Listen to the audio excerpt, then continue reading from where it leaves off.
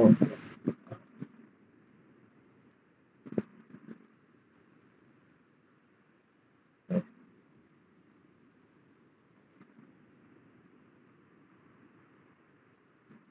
Okay, so we are in the last week of this course on finite element method and computational structural dynamics.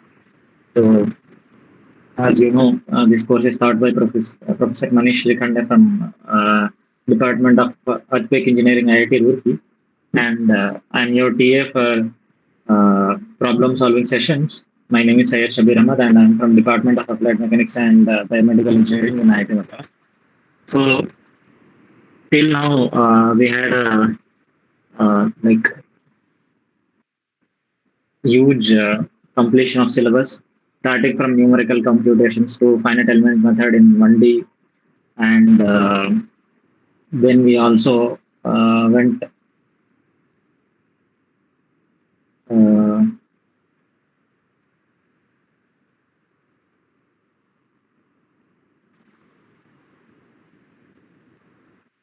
then we also went into um, 2D finite element, 2D finite element, 3D finite element mapping. Uh, how do you discretize the space? And then after that, like we checked finite element method for static problems, and then we started to learn about the dynamics of the problem. If the load is dynamic, how different things change. Then we also learned how to solve linear system of equations, simultaneous equations. And we also learned about the eigenvalue problem, algebraic eigenvalue problem, how to solve it, how to simplify it numerically so that computationally efficient analysis can be done. Then after that, in last week we started. We also studied about time marching algorithms, like to do time integration, like RK4, RK4 method, RK2 method, and modified Euler, all these methods, and also Newmark beta method. So Howard's method, like different kinds of techniques which can be used for time marching. So those all things which we have covered, and finally we have come to now the last part of the course, which is Fourier series and Fourier transform. So this is one of like a very ingenious way, like through which we can solve many complex differential equations, and also know about like in vibration problems especially what is the frequency content which is there uh, in the responses which you obtain. All those things which we can analyze by using Fourier series and Fourier transform. So there has been like uh, extensive explanation during the last week and also like during this week about Fourier series, and then we also learned about Fourier transform. So it's firstly about let's say what is a Fourier series. So so if I have, let's say, a signal, time domain signal, uh, say I'm calculating, you have a mass, we have a mass, spring mass system like this,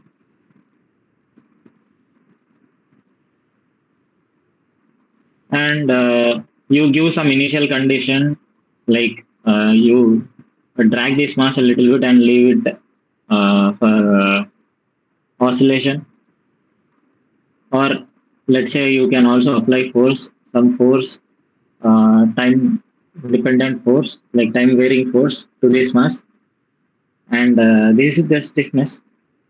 And when you measure the displacement x of t, and let's say if we plot it, it will give some kind of a curve like this, let's say there is also a damper which will like uh, help in dissipation of energy. So that's why like amplitude is like decreasing as we go forward in time. So this is a time domain signal. But like let's say I want to know like I want to get a representation which shows what are the dominant frequencies in this signal. So now then I can get I can plot something like this, uh, which looks like this, and this x-axis is frequency. X-axis has different frequencies, and at omega, which is the frequency of this signal, at which frequency of the signal, or let's say natural frequency of the system. So at that point, this plot will have a peak, and let's say this is some amplitude you can say, and x-axis is the frequency and y-axis is the amplitude. So this is the Fourier transform. Like when you do Fourier transform, you will get this kind of plot. So this will tell what kind of a frequency, what all kinds of frequencies are present in your signal. So in this case, the signal is like our displacement response. So if I'm measuring the displacement, Anish, you want to ask something? No, sir. It was by mistake. Okay. So this we can do by using this frequency domain representation. So for every time domain, so this is the time domain representation, time domain representation of the response.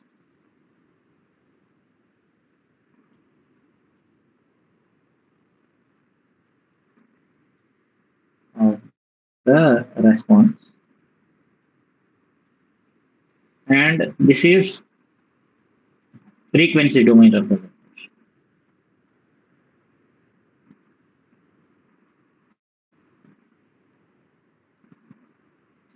So when we have time domain representation, we can convert this into frequency domain representation.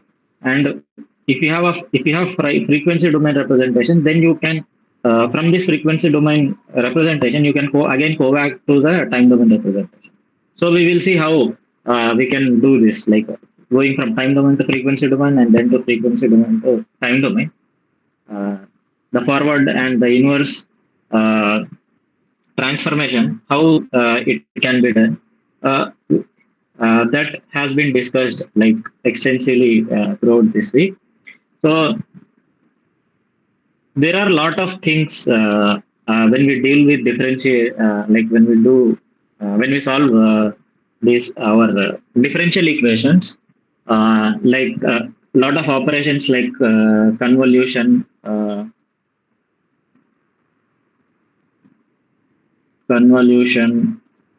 differentiation.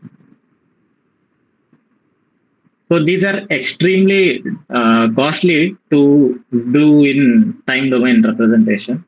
So, but when you go to when you convert the entire, like when you transform the problem into frequency domain, so these operations become extremely easy and computationally efficient.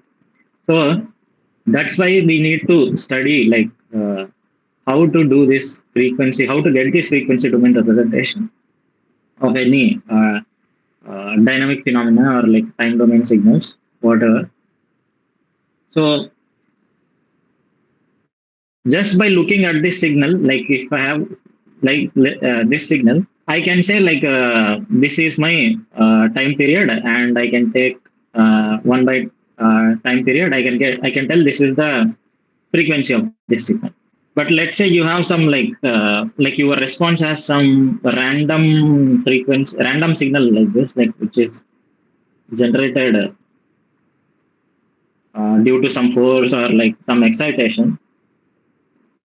then by looking at this signal, I don't know what is the natural frequency, what are the frequencies present in this signal.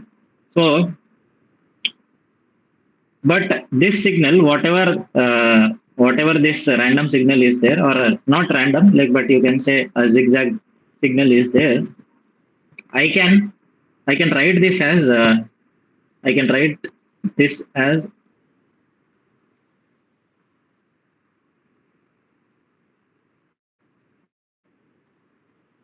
some smooth sine or cosine signals with different frequencies, and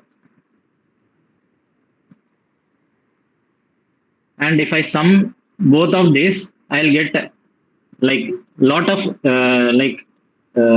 I'm just drawing here two frequencies, but you can take like lot of different frequencies which are present in this signal and sum them up.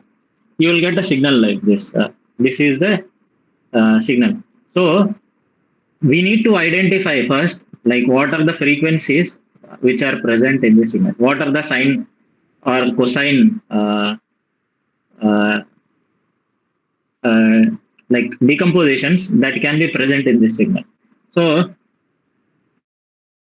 if we know that, then we can say that okay, this signal is having like these many frequencies present, and let's say if you plot the Fourier transform of that, then you will get two peaks like this. Uh, one peak here at omega 1 and one peak here omega 2. If you have n number of frequencies, you will get n peaks in the frequency domain representation of the signal. So that's how we can like we have to do this decomposition first. So then only we will get to know what are the dominant frequencies which are present in our system. So by doing this transformation from time domain to frequency domain, we will get to know the characteristics of the frequency. So to do that, we have first we will see first about the Fourier series. So Fourier series is nothing but any periodic signal. Let's say you have a periodic signal like this, which is like uh, which that we saw in the class. If we have a periodic signal like a square wave, this is a square wave. This is from -1 to +1. So this is a single cycle of this wave, and after this will again repeat. So after this again it will go from here to here and here to here. So this is a periodic wave. So this is like minus infinity to plus infinity. This is going on. In here also in backward in negative negative x-axis, it will be like present from minus infinity to plus infinity, and this is a periodic wave. So if you have a periodic wave like this, you can represent it as a sum of sine and cosine components. So that is our Fourier series. So like let's say you have any function f of let's say you have any function f of x,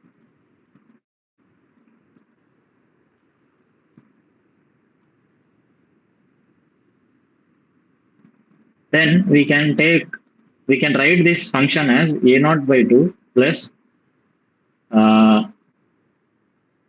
summation of n is equals to 1 to infinity an cos nx plus n is equals to 1 to infinity dn sin nx. So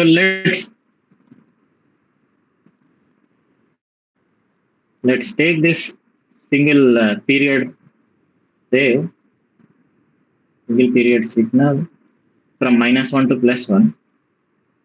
So I can represent it as like combination of lot of sine and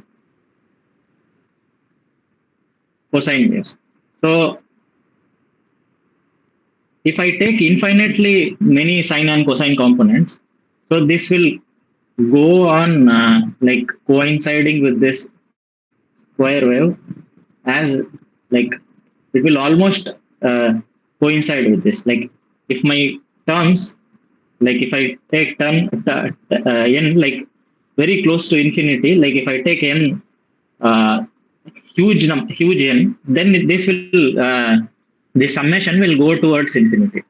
So here my period of this sine and cosine waves which I am taking is equal to the period of the square wave which is given here. So the period of the square wave which we have is -1 to +1. So the period is 2 seconds, right? So that's why like we can take sine and cosine waves which have multiples of this period. Let's say first we will take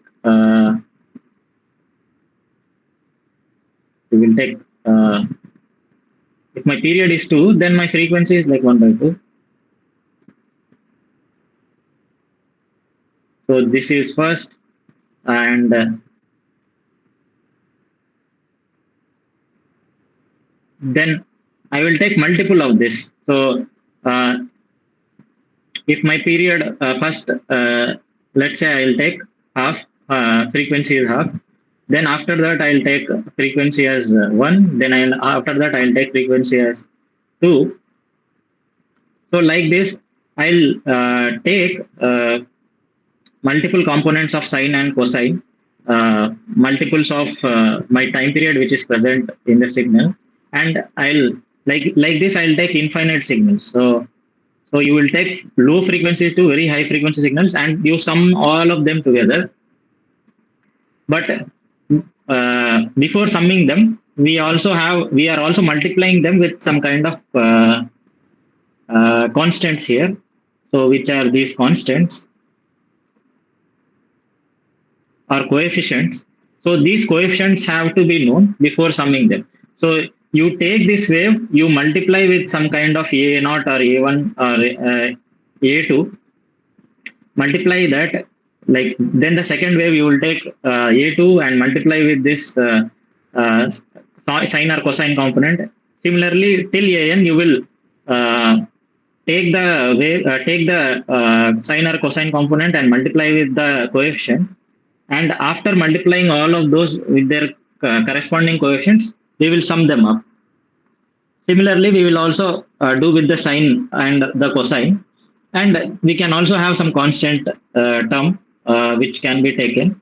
So if we sum all of them, we will get some kind of curve like this, which looks like this. So little zigzag it has, but like as you increase n, it will go near, like it will go and like mostly like it will converge to this straight line or like the step function.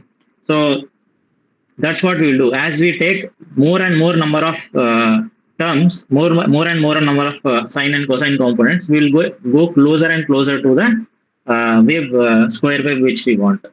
So that's what is Fourier series. So Fourier series is nothing but any time domain function which you have, you can convert, you can represent it as a function of uh, sine and cosine waves.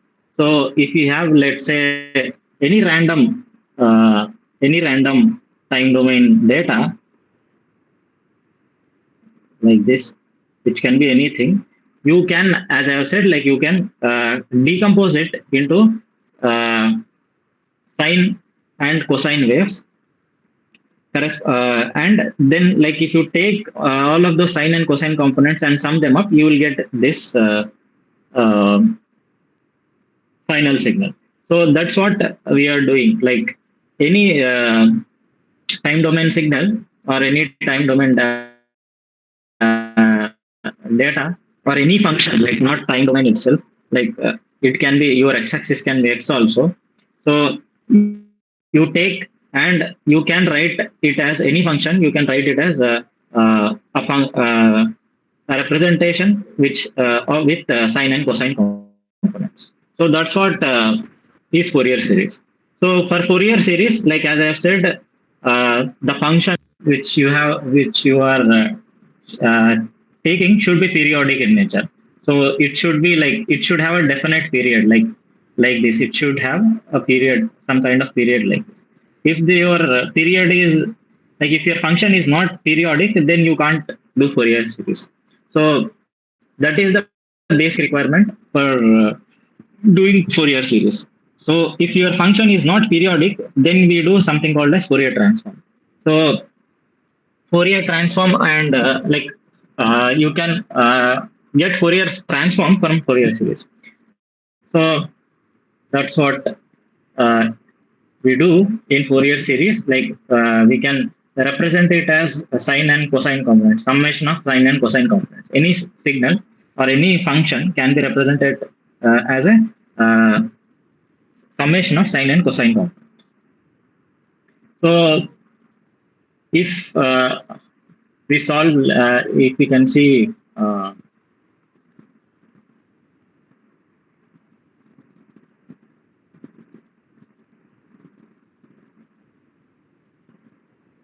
We will see one example. So this is the question which we have. Obtain the Fourier series representation of the function f of t over the domain uh, minus omega to plus omega.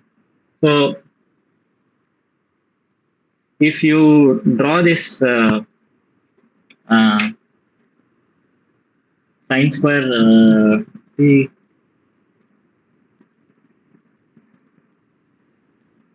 sine square x plot.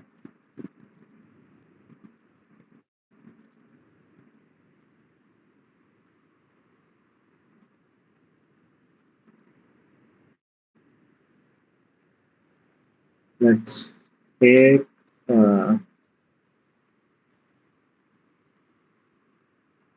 1 plus sine square x. Right?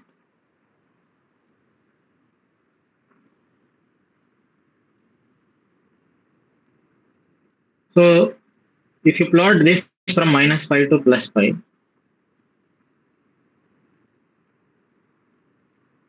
so this plot,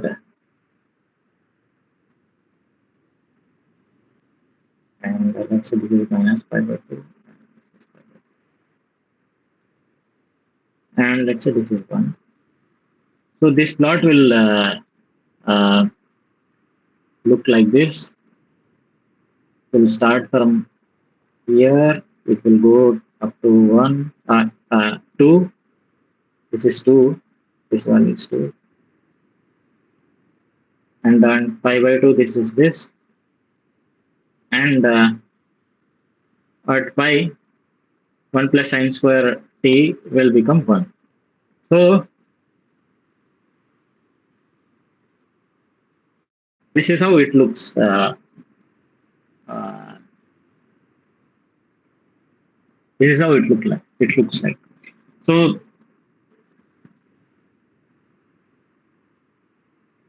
there is, yeah, sine x, sine pi by 2 is 1.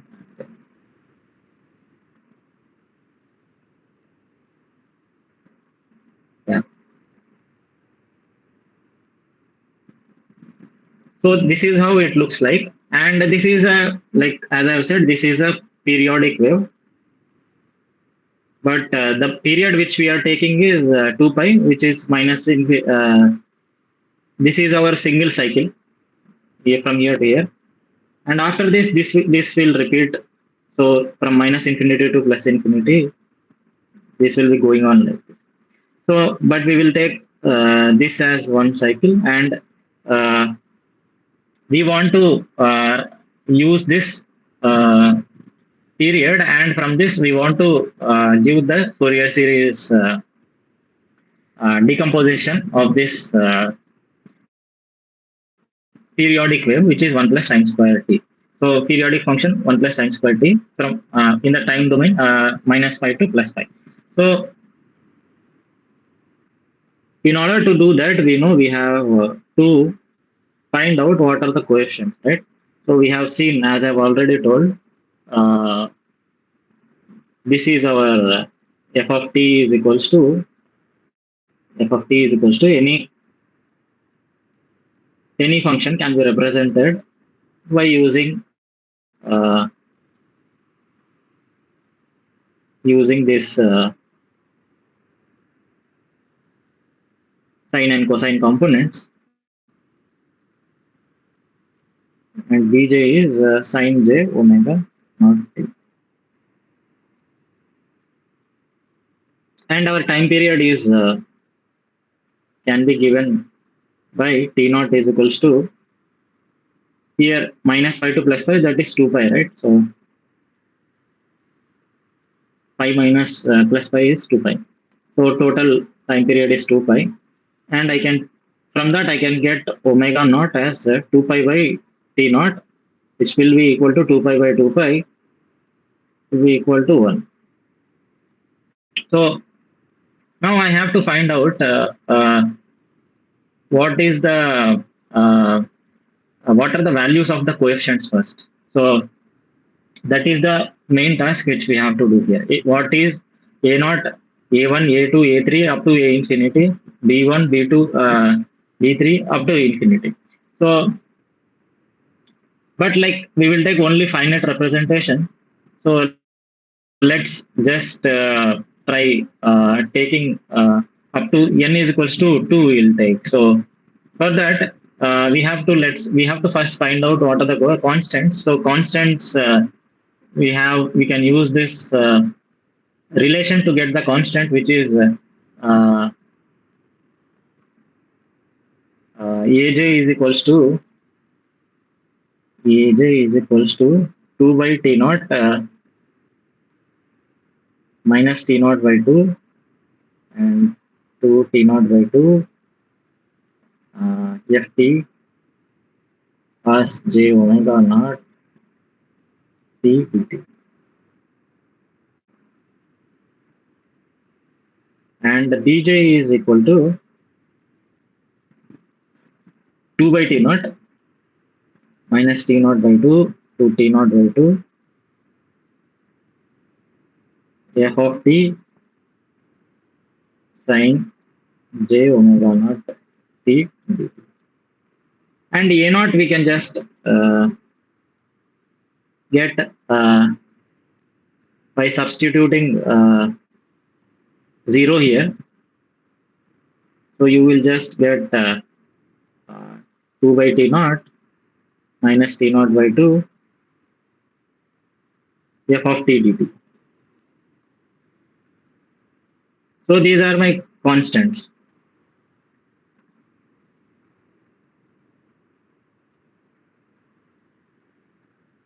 So as I have said, first we have to find out what is a naught. So a naught is equals to, so 2 by t naught is 2 pi here. So I'll substitute that, and then we have to find out what are the values uh, uh,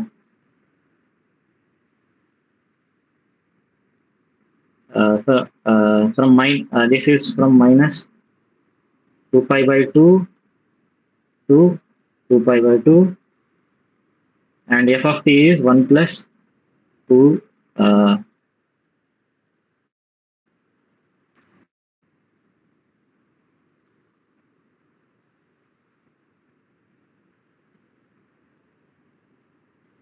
so this is like we will just take as 1 by t naught, and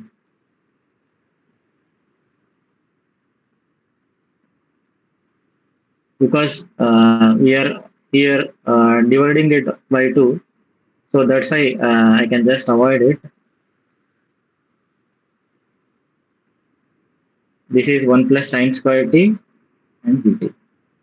So this is nothing but plotting the function from minus pi to plus pi.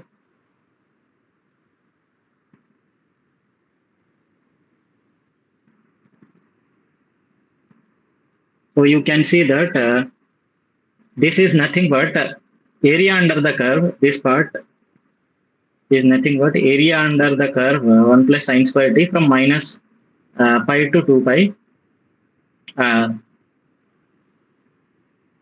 And dividing it by total length of the interval. So this a naught is nothing but giving the average of the function from minus pi to plus pi. So here you can see this is my area. This is my area from minus pi to plus pi.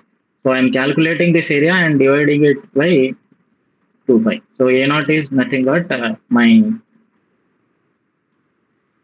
average of the value of the function from minus pi to plus pi. So that's what it represents. So then, if I do it, I'll get a value of get a value of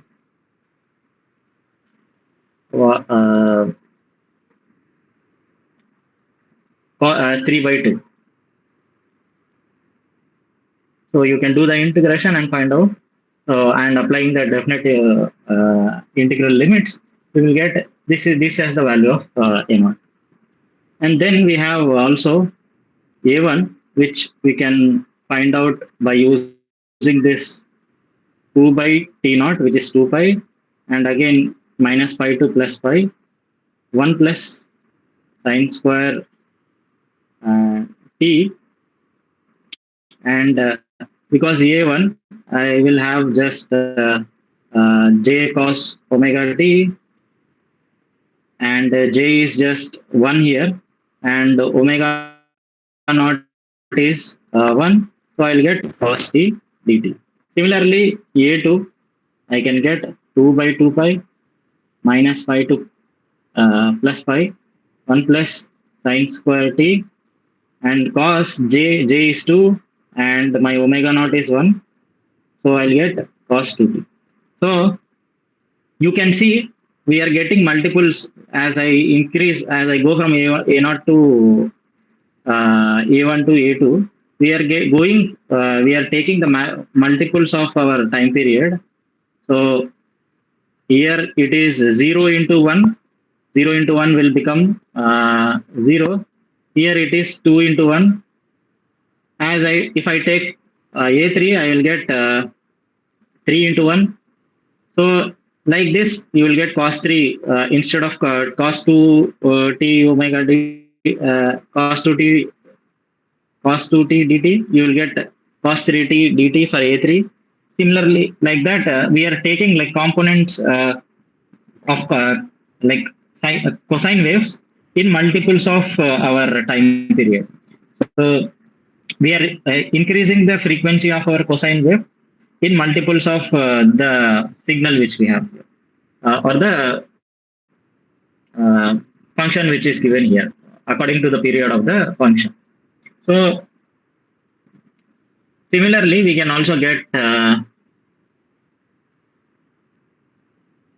b1. b1 is like same thing, 2 by 2 pi minus 1 to plus 1. Sorry, not minus pi to plus pi, 1 plus sine square t. So in b components, instead of sine, we are taking cosine. So here, instead of like in a we saw cos, here we are taking sine because we are calculating the coefficients of sine components. So this is sine 1, j is equals to 1. So 1 into omega naught is 1 already, into 2 into b 2. So b2 we can calculate similarly 2 by 2 pi minus pi to plus pi. We have 1 plus sine square t sine. Now j is equals to 2, omega naught is 1, t dt. So if you calculate these values, we will get a naught as 0. So the value of a naught which we get, sorry, this is 1. So the value of a naught is sorry, a1 is 0, and this value a2's value is 1. If you do the integration, you will get this as minus 1 by 2, sorry, not 1, minus 1 by 2. And the value of b1 is 0, and also the value of b1, if you do this integration, is equal to 0. So finally, I can write f of t is equals to uh, a naught by 2 plus sigma of n is equals to 1 to 2, right? So I will take uh, a1 into cos t plus a2 into cos 2t. I'm just taking two terms instead of infinite, plus uh, b1 plus cos sorry, sin t plus b2 plus sin 2t. So if I substitute the values of a0, a1, a2, b1, b2, so I will get the representation of my signal as 3 by 2, 1 by 2, cos 2t. So I can represent 1 plus sine square 1 plus sine square t, which is a signal, as a component of sine and cosine components.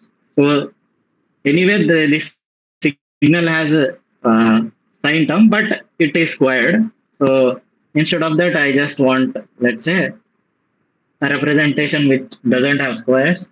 I can write it like this.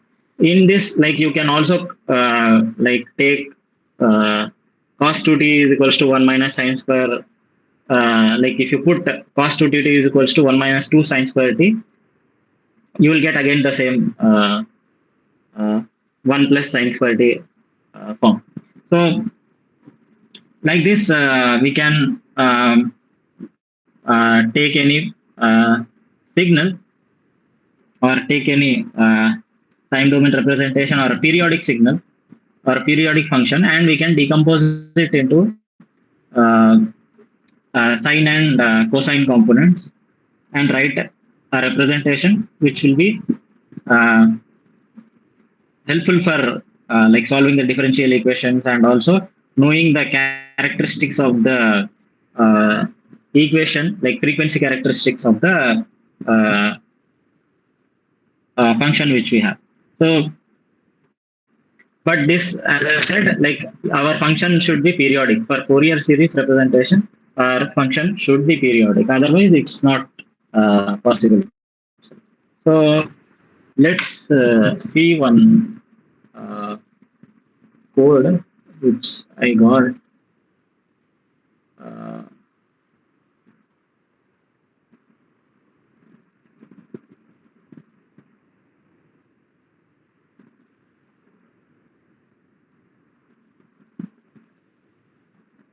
okay.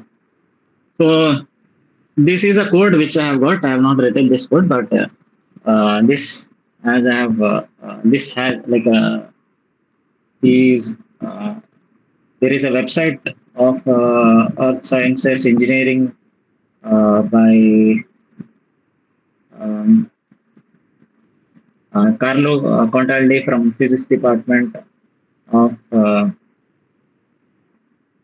university. So there is like good, and I'll click and show you. I'll just write Fourier series. Mm,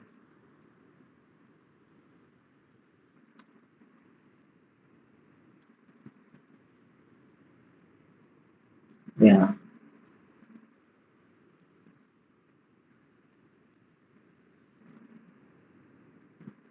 Yeah, there are a lot of different explanations.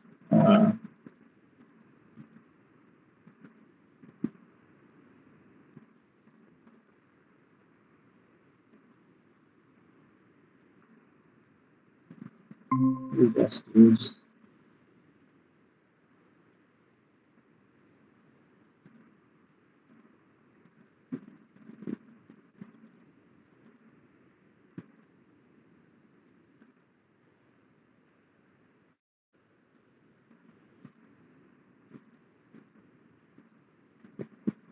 series.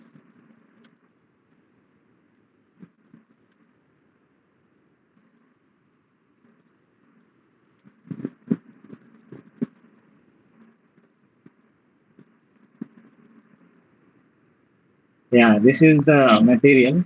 Uh, you can go and read this material. Like there are a lot of other things also about calculus uh, with codes, numerical methods like what we have seen, Rangikuta method, all these things. Uh, but yeah, we are currently just dealing with Fourier series and Fourier transform.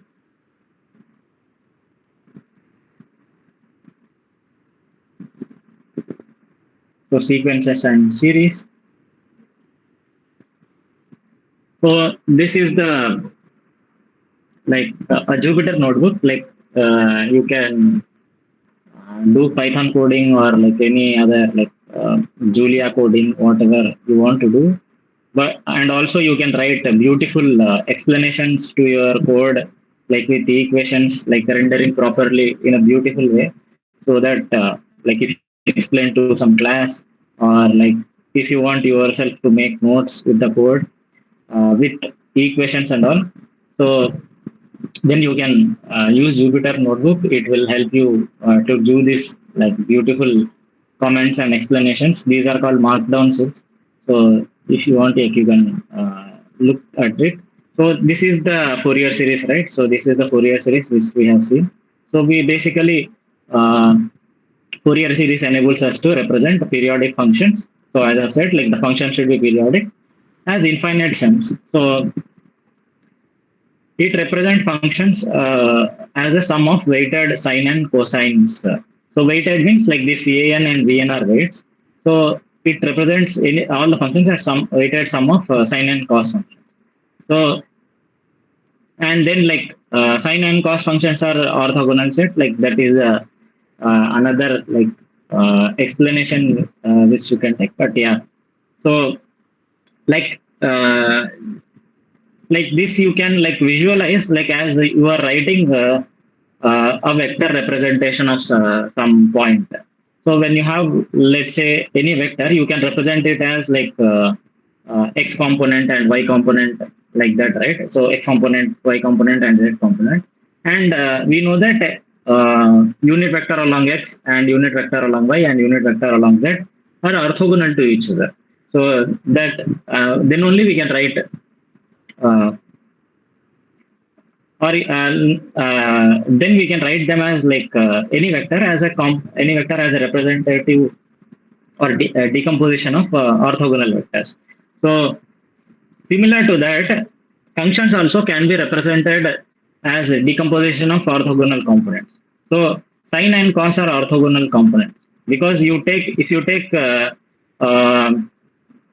cos nx integral minus uh, t minus t naught by 2 to plus t naught by 2 uh, sin nx into cos nx, you will get 0. So this dot product between sin and cos functions will become 0. So cos and sin, you can assume these as unit vectors along x and unit vector along y, and bn and an are our projections of uh, projections of our function along this unit vectors along this unit vector direction sin x and cos x.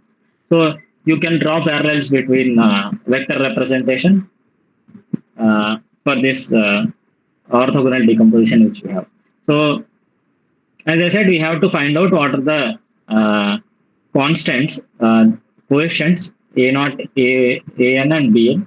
So like we obviously we cannot take any like we cannot go up to infinity, but like we can go near to it like as much as we want, so that our function is like if I sum this, like it should like more or less exactly represent the function which we have. So as a then we have said like if I take this, it is just like a naught. A naught is nothing but if you integrate it from minus pi to pi, you will just get a naught. Here also you can see this is we'll get a naught, and this, as I said, like this is nothing but average of the function. So average of the function about that interval. So then we can also get our components of sine and cosine. We have seen like if you take cos is equals cos mx, you will get here an, and if you take sine mx here instead of cos, you will get bn. So like that we can get our sine and cosine components. And let's say we have some kind of a square wave. So this square wave has zero if it is from pi to 0, the value of the function is 0, and from 0 to pi, the value of the function is 1.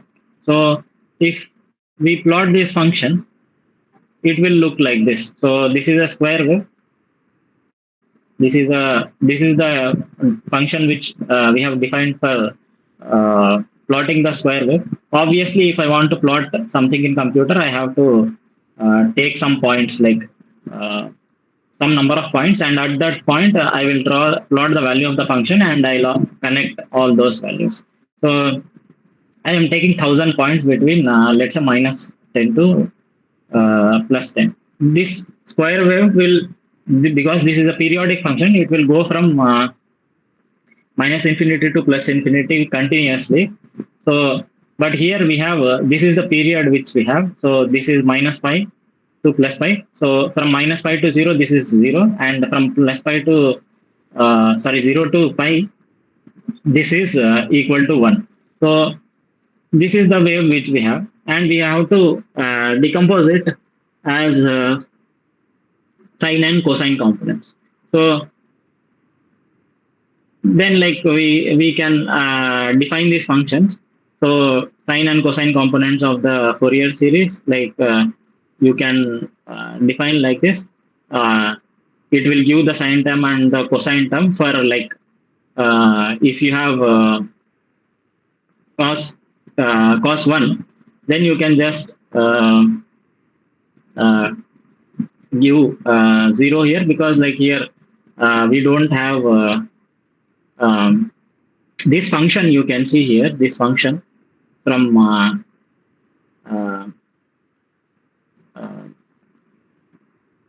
this function from minus pi to plus pi.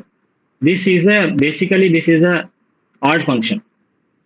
So odd function is like when you take the mirror image about the y-axis, the function is like not similar. If you look at this, if you look at the positive x-axis and if you look at the negative x-axis, these two are not mirror images. So if you put a mirror about the y-axis, if these both have like same mirror image, if these two are mirror images of each other, then that function is an even function. If if these two are not mirror images, like in this case these two are not in mirror images, so then this function is a odd function. So odd functions, you can just take sine components, like there is no need to take cosine components. So that's why for all the cos components, I'll just get the value as 0. So an is 0 for all the components. So for a1 to a infinity, like this will be 0, because this is a odd function, and we will have only sine components, and those sine components are also like 0 if n is even, and if n is odd, then it will be 2n pi. So like that we can write the function, and then after that we can take this Fourier series summation, which is um first we will take the A0 term, which is A0 by 2 uh, into just 1, like, and then after that we will add the sine component and the cosine component, and we will do this summation from, yeah, let's say, because we have we are taking, let's say, n is equals to 10 or n is equals to 50 and n is equals to 100, like different values of 10 we are taking. So it will go on from 1 to 10, or 1 to 50, or 1 to 100, like that. So I'll just draw it. So I'll just draw the plot. So this plot which we are seeing here, so is like using 10 components of sine and cosine. And this is the square wave which we have, like this black line is the square wave which we have. If I just take 10 components of sine and cosine, and if I plot the Fourier series representation, you can see that this is like almost, let's say, not bad. Like it is telling the behavior, but but still this zigzag behavior is there at the constant values. But still it is representing like in a very good manner the behavior of the cos wave. But let's say if I increase this n again, like from 10 to 50, you can see this goes near and near, and like these zigzag patterns are like getting as like very minimized, and you can see this is like going near to the square wave which we have. The Fourier series representation which we have is going near to the square wave which we have. So if I increase it further from 50 to 100, it will be much more better than what we have. Let's say if I just, instead of 100, if I take, let's say, 1,000, if I take, you can see that now I don't have any components I don't have any zigzag patterns at all. Like it is like exactly representing, but still there are some points. There is some deviation here, but yeah, as I go near to infinity, all the sum of sine and cosine components will become equal to my square wave which I have. So let's say if I take, instead of 1,000, if I take 2,000, then it's like, okay, there is no difference between the Fourier series representation and also my square wave which I have. So that's how we are dividing any function which we have as a component of sine and cosine components in Fourier series. So that is what which we are doing. So if I go near to infinity, this will become exactly equal to the function which you have. But if your n is like, let's say, smaller, there will be some deviation, and you have to like accept some error here. But if it is like, let's say, uh, not that, then uh, we have to check like what value of n is acceptable for us. Then we choose that value of n, and we represent our Fourier series representation which we want. So as I said, this is like f of x is equals to minus.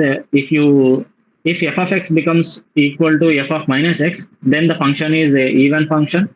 So let's say cos x. Cos x is an even function, because if you take the mirror image of cos function about the y-axis, it will be similar to what it is present on the positive x-axis. Negative x-axis will have the exact mirror image. So f of x will become minus f of x, and in the odd function, this will be f of x will become minus f of minus x. So that is the difference between the odd function and the even function. So that's how we can do the Fourier series representation. So any function which you have, so no matter what it is, like you can decompose it. Any periodic function, any periodic function, like periodic is like, the term periodic is very important here. For Fourier series, your function should be periodic. You should know the period of the function. Okay. If it is not period, then you cannot. If it is not periodic, then you cannot use Fourier series. So let's see what happens if the function is not periodic. So let's go to our next topic of discussion, which is uh, our Fourier transform.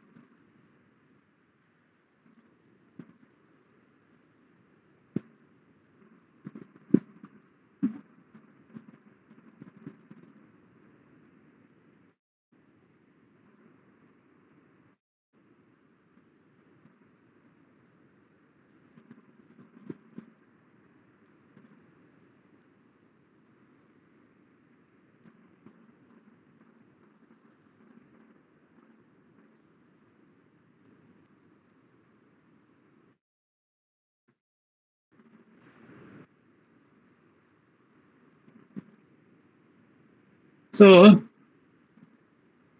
what is a Fourier transform?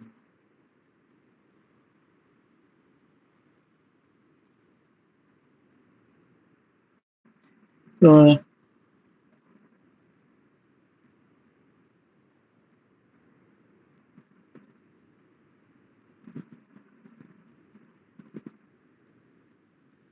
let's say I have till now we have seen periodic functions.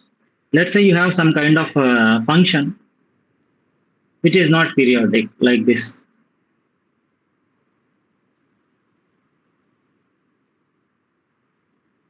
So this is not a periodic function. Like you cannot say what is the period of this function because there are no repeated cycles, right? So you cannot say this is a periodic function. But in the case of square, in this case of this function, this was repeating itself like this. So this is a periodic. So this is a periodic signal. Similarly, let's say you have, let's say if you have, what was that, 1 plus sine square t, that was also periodic, right? Because it was like after a period, the same value of the function was repeating itself.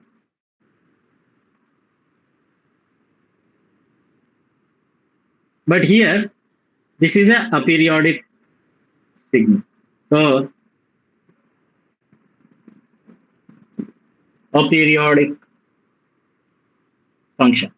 So when you have a periodic function like this, uh, we cannot use Fourier series. So we have to go to something called as Fourier transform. So in Fourier transform, like let's say if you have a function f of t, this is f of t. Let's say this is my f of t. I can write f of t as integral of 1 by 2 pi and into minus infinity to plus infinity f of omega into e power I omega t into d omega. And this f of omega, which is the Fourier transform of the function f of t, is nothing but minus infinity to plus infinity f of t e power minus I omega t. So this is like uh, this I e power I omega t is nothing but cos omega t plus I sin omega t. So this is the Euler representation. So you might have seen, right? E power I theta is equals to cos theta plus I sin theta. So this is there is nothing like dangerous about this. Like this is this representation that we are just using e power I t instead of writing sine and cosine terms separately. We are combining them and writing them like Fourier series also. Like you can write the Fourier series also as uh, so this is our Fourier series, right? So I can write Fourier series also like this.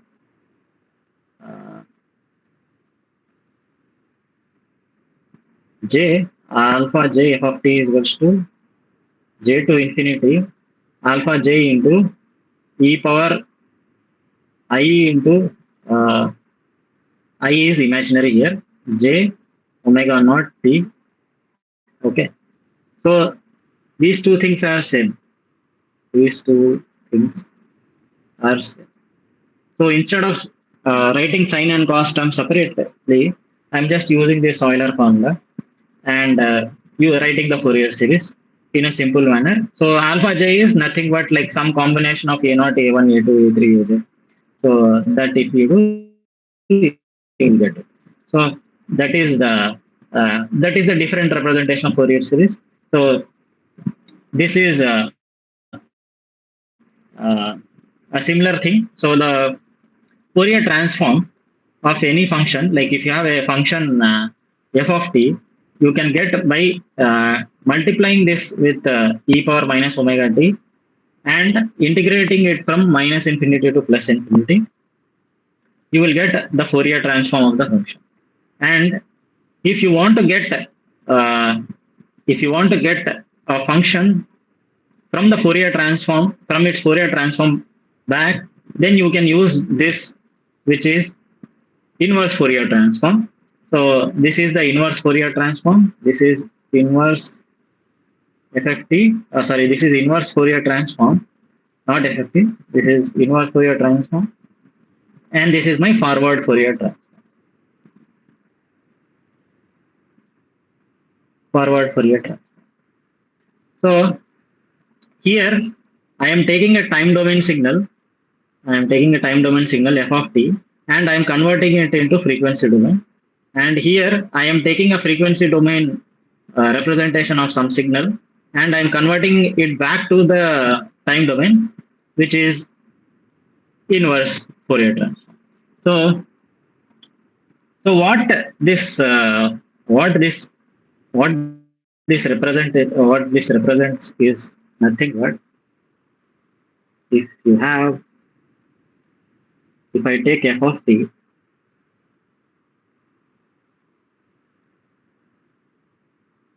f of t, and if I like let's say substitute f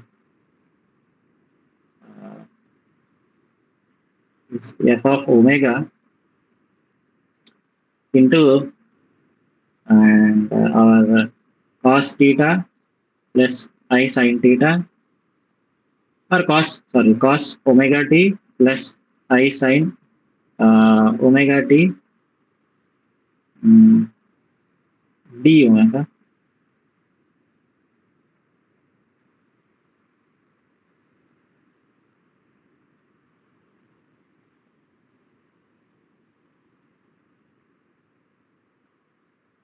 And this f of omega also like or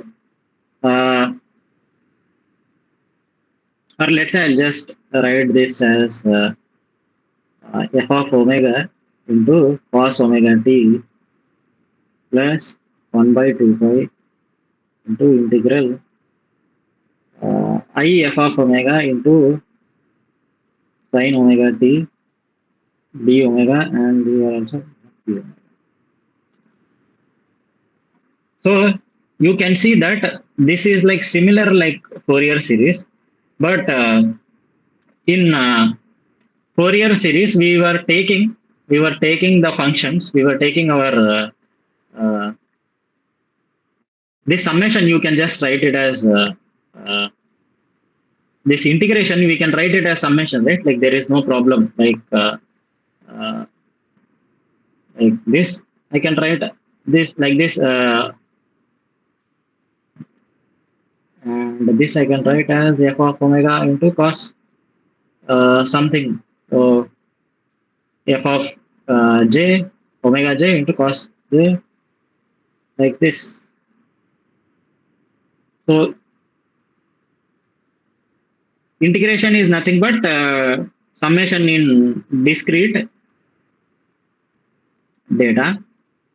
So this is omega j t d omega, not d omega is not. So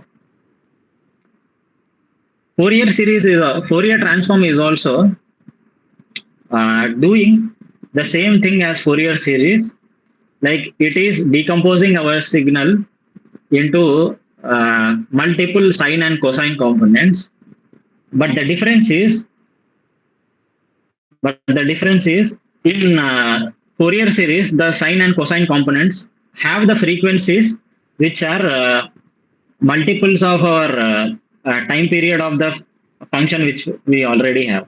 So our function square wave had a uh, our function square wave had a time period which was t naught. So all the sine and cosine components which we were taking here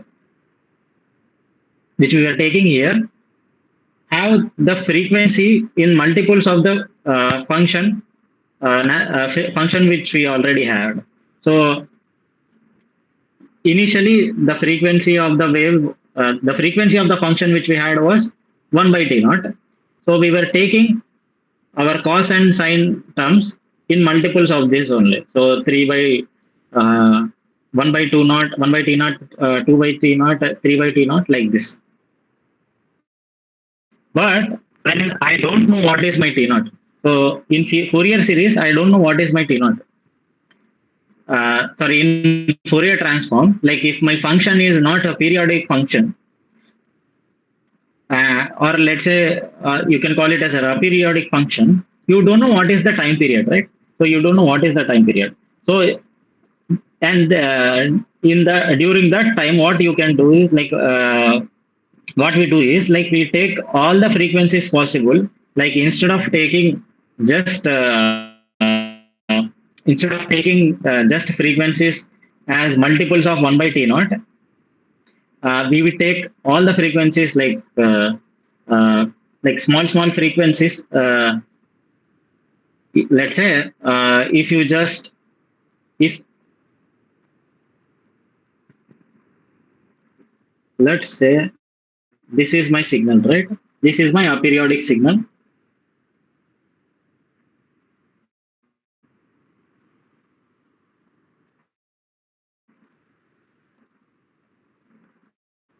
This is my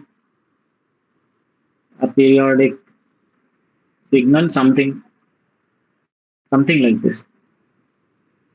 And I have data up to, let's say, some time t up to this I have. So this is an aperiodic signal, like, and you have huge data. So this 0 to t naught is like very long time period, long time. So it's not 1 second or 2 seconds, but like let's say let's assume that this t is like you are taking up to 10 seconds or 20 seconds or 100 seconds, whatever it is. But this signal is not periodic, and you have recorded this data. So in Fourier transform, what we assume is we assume this long signal. We assume this long signal which we have.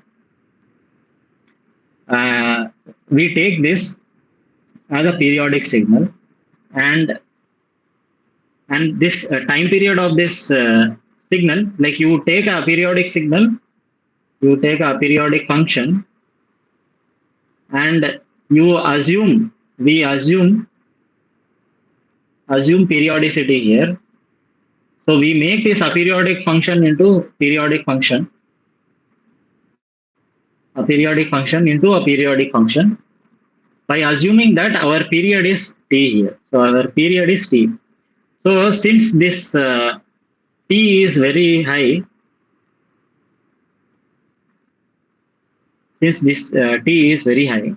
our omega naught which we had, right? So in Fourier series we had something called omega naught. So omega naught was 2 pi by t naught.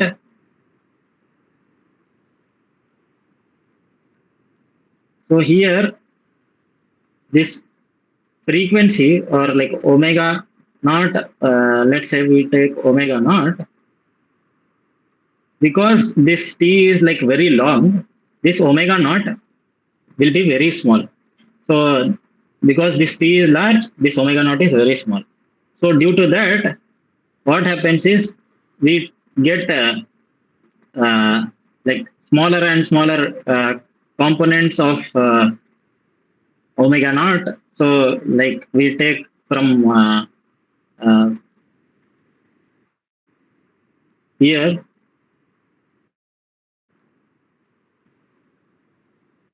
omega j which we take is like almost continuous. Like if you take this signal,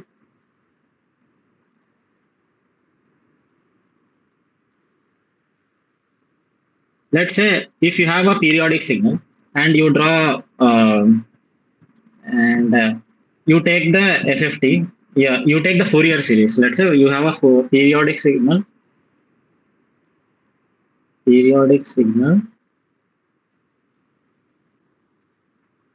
and if we take uh,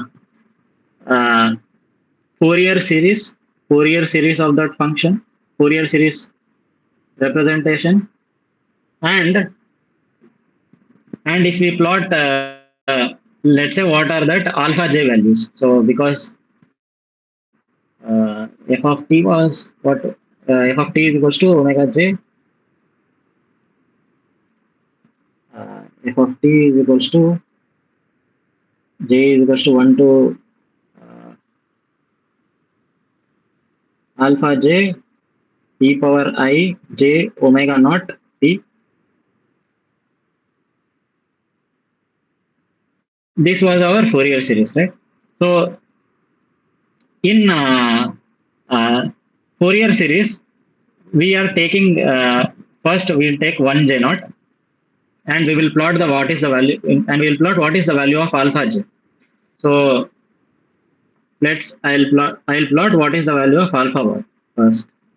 I'll plot the value of alpha 1. So this is alpha 1, and this is at omega 1, let's say, and this is omega naught.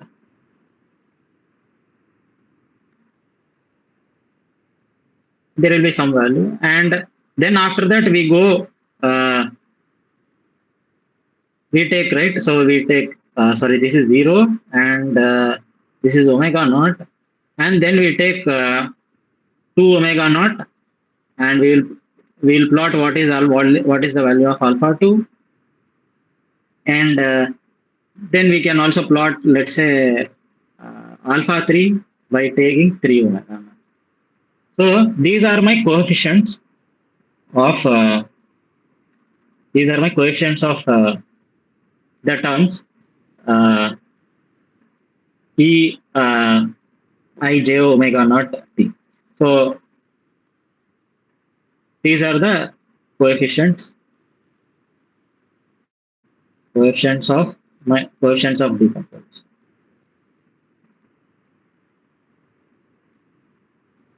But if my omega naught let's say if my omega naught is uh,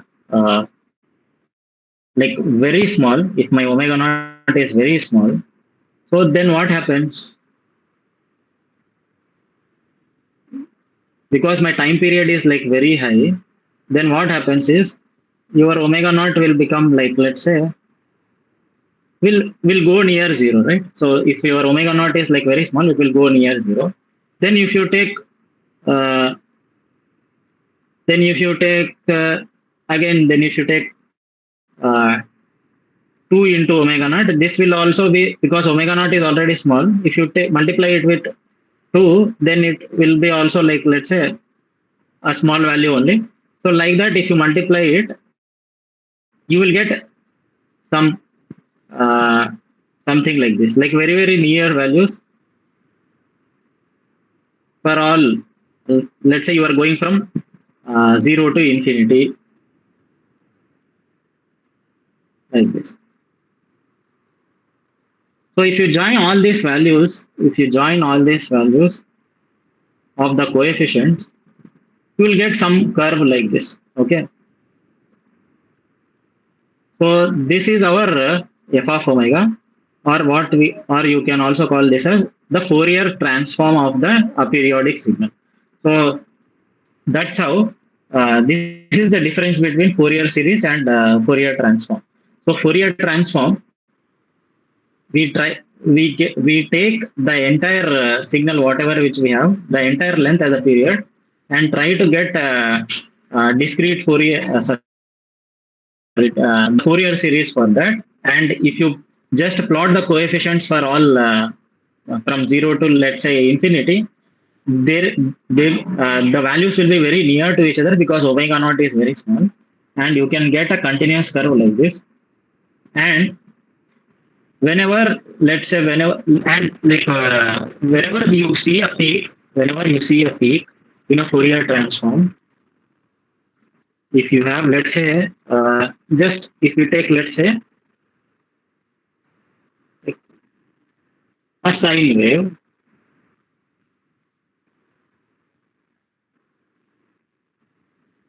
yes, yeah, this is like already periodic, but instead of this, I'll take this period as hmm,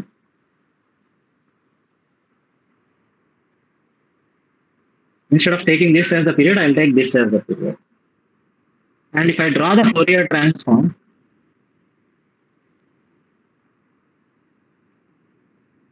I'll get I'll get some plot like this, and at the frequency of the sine wave, this is the frequency of the sine wave, right? Like uh, because we know by looking at the sine wave, there will be a peak. There will be a peak. It represents that this frequency is dominant in my signal. This frequency is dominant in my signal. So like that, if you have let's say a combination of some two signals like this,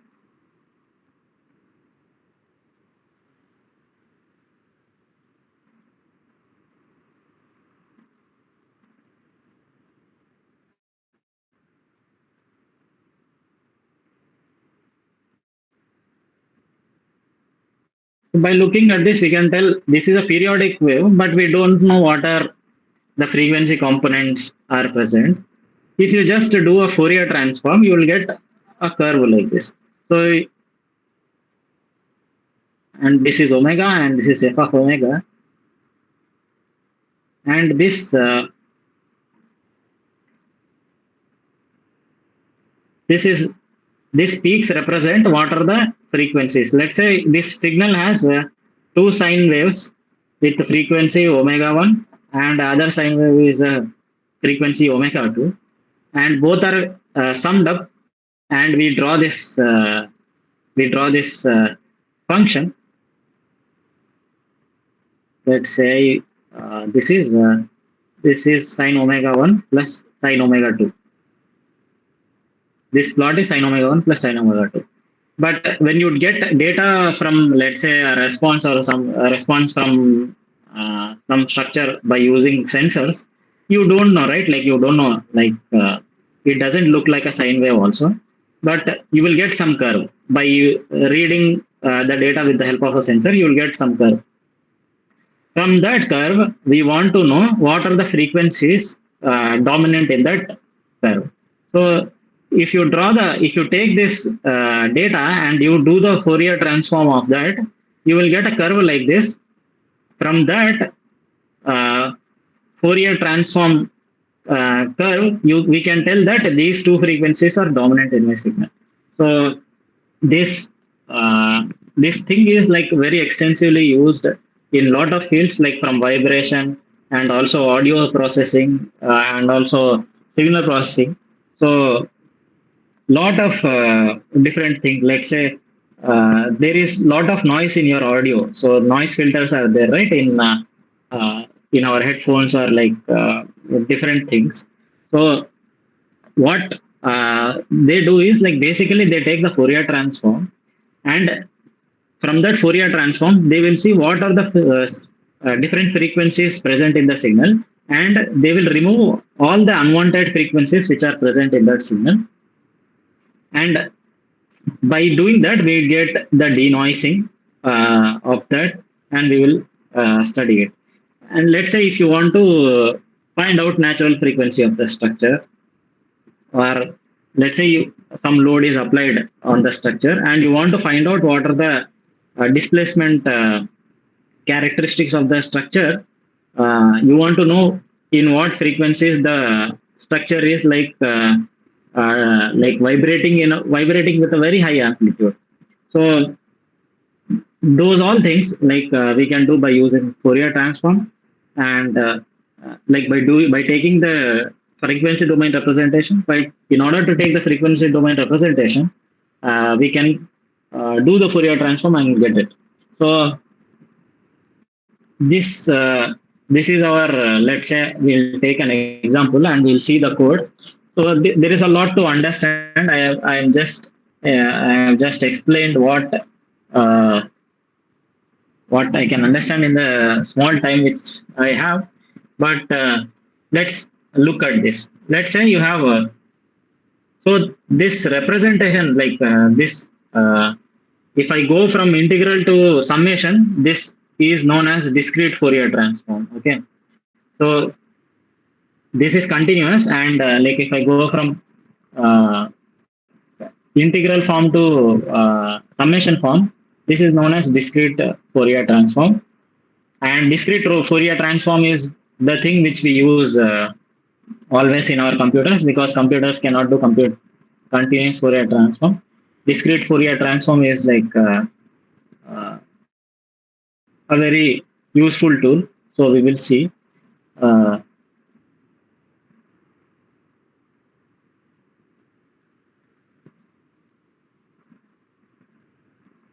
we have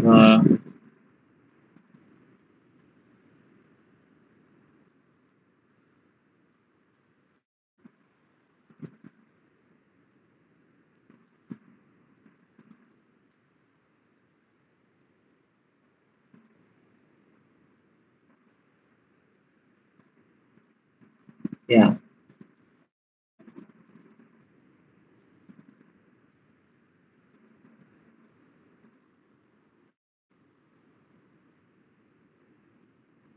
Yeah. So discrete Fourier transform, we can also write discrete transform of a signal by using f of 2 pi by n. So n is the number of sample points which we are taking, and n is like we'll start it. We start n from 0 and it will go on up to n minus 1. So because we are taking n samples here. So this is f of k into e power minus 2 pi by n.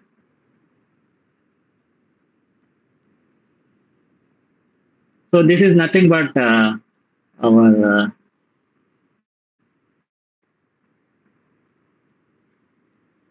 and this n will go on from 0 to, so 2 pi by n is nothing but time period, right? So whatever you take, that is the value. So this is the discrete Fourier transform. So basically you are again dividing your signal into summation of sine and cosine components. So, and similarly you can also get inverse discrete Fourier transform, which is f of k is equals to 1 by n is equals to 0 to n minus 1, f of 2 pi by n e power 2 pi n k by n. And again k will here go on from 0 to n minus 1. So that's how we get here the value of we go from f of we put n is equals to 0, n is equals to 1, we'll get f naught, f1, f2, f3. And if you plot this f naught, f1, f2, f3, this is the Fourier transform up to f of n minus 1, right? So up to n minus 1. If you plot this, that is the Fourier transform. So, and the signal, this similar way, we can also plot f of k. F of k is nothing but our time domain signal.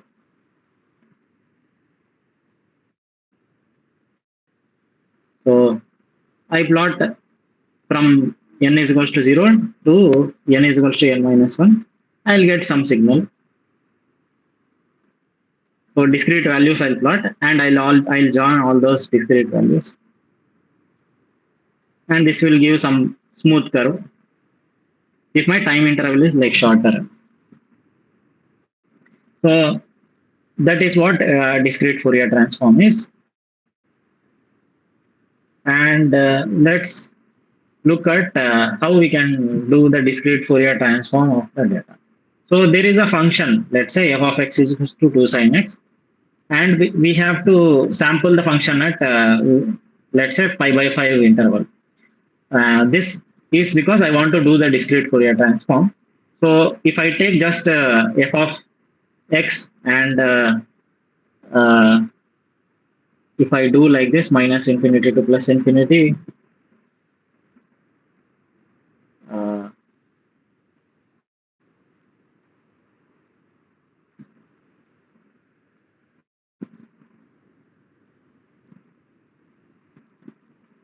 we'll get f of x into e power I omega x uh, dx. I'll get the continuous Fourier transform. But let's say you don't have this function, because when we do experiments, we get data at discrete time intervals, right? So let's just sample the data. F of x is equals to 2 sin x, whatever it is there at pi by 5 intervals. So when we sample the data, so I will get, let's say at different x values, what is the value of f of x? Let's draw a table. So I'll start at 0. I'll start at 0. I'll get some value which is f of x is equals to 0, because if you put x is equals to 0, sine 2 sine of 0 is 0. And let's say if I put pi by 5, so because they want to sample the function at pi by 5 interval, so that's why I'll take pi by 5. So if I put 2 into sine of pi by 5, I'll get 1.1756. Similarly, if I then I have to go from pi by 5 to jump with an interval of pi by 5 again. So that will be 2 pi by 5. So then you will get some value of the function 1.902, and then again a jump with an interval of pi by 5. So the value will be 3 pi by 5. You will get 1.902 again, and then again a jump with 4 pi by 5 interval. I'll go to the value of 4 pi by 5. I'll get 1.1756, and if I take another jump, I'll land on the value of pi, and at pi this will be obviously 0. So like this, it will go on. It will go on like from 0 to infinity. The value of the function, it will be varying from 0 to infinity. So now I want to find out what is the discrete Fourier transform of this.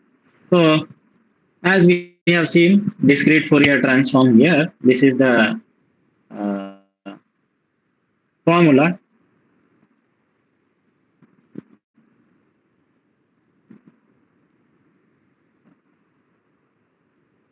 Just copy this.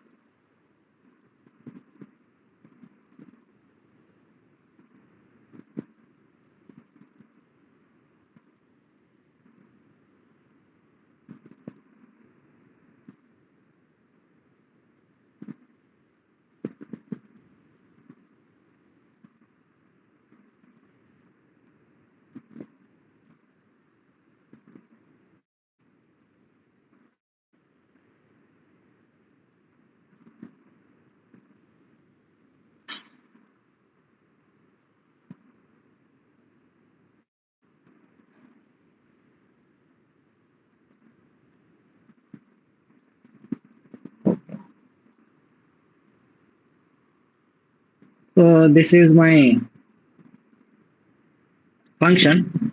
So if I put n is equals to 0, I'll get the value of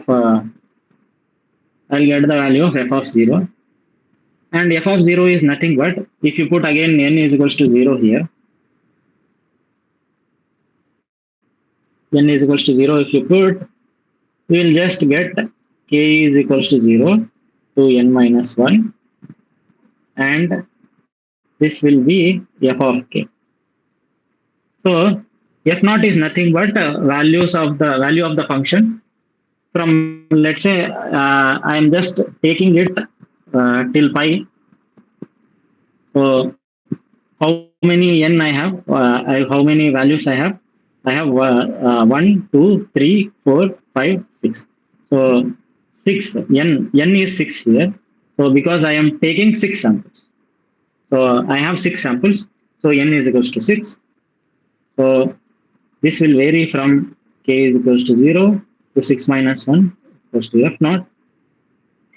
I will take what is the value of f of, what is the value of f at first time instant, what is the value of f at second time instant, third time instant, fourth time instant, and my fifth time. And also like 0, right? So f of 0.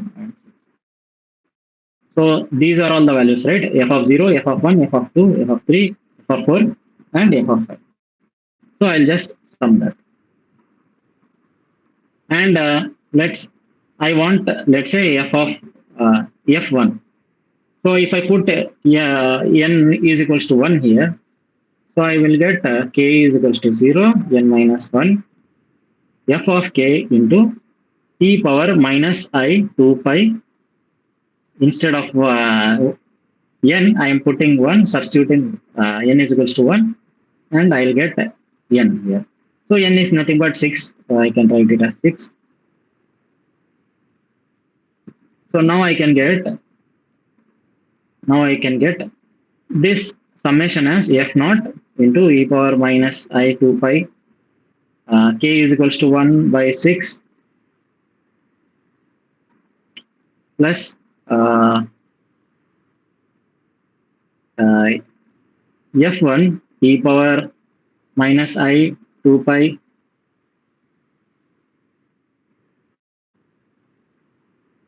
let's take, instead of 0 to pi, we will take from 0 to 2 pi. So that will be very helpful. So then you will get 11 components here. So f up to f11 we will get. Here it will be 11 minus 1. So sorry, this is f up to f10, and this is 11. So like this is also 11. 2 pi by this is 0, sorry, 0, and this is 1 by 11 plus f2 into e power minus I 2 pi 2 by and there is also I here. I forgot about that. I here I is already written. Yeah, already written by 11. So like that, I will write up to f10 e power minus I 2 pi 0 to 10 I, sorry, 10 by 11.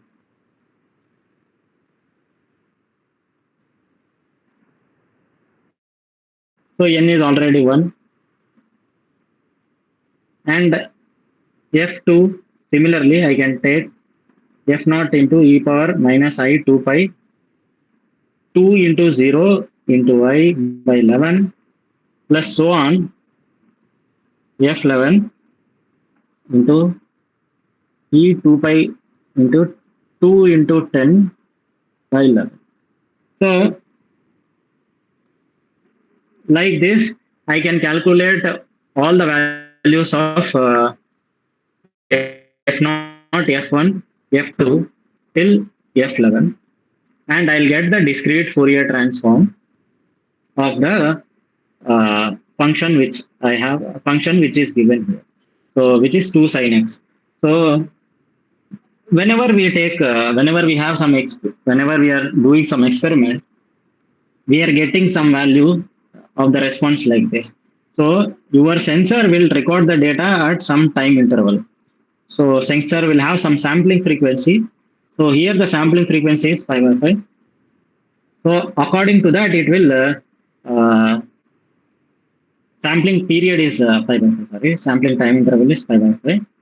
So according to that, you will get the data in this form.